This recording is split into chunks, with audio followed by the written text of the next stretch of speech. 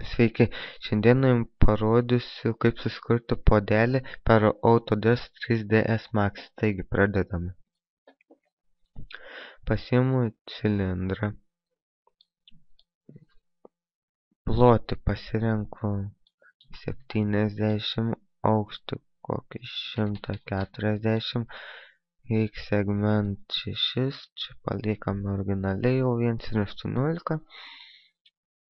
Tada pasiimame, spaudu dešinį pelės mygtuką ant cilindro, convert to edit poly.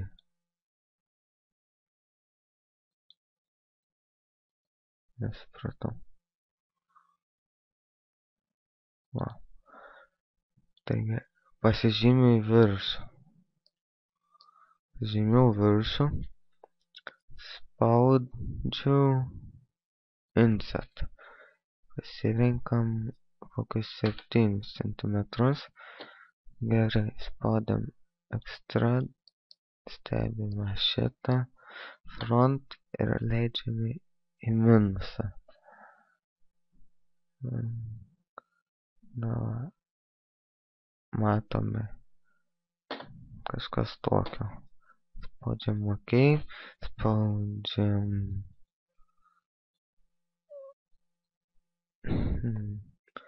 F4.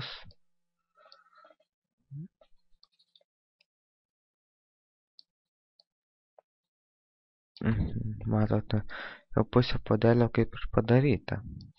Tada laikau Ctrl ir paspaudžiu ant šitų dviejų. Gerai. Vėl spaudžiu insert. Pasirenkam kokius 5 cm. OK. Paspaudu ant apatinio, tik tais be Ctrl spaudu delete. Ir paspaudžiu ant viršutinio. Pasiemam hing from edge. Segment 8. Bus gerai. Pig hingę spaudžiu ir paspaudžiu ant šitos linijos. Taip, matote, šoko kažkas. Dabar angeliai keliami viršų. Matot, pasėjo. Dabar pažiūrime, kaip iš vidaus atrodo.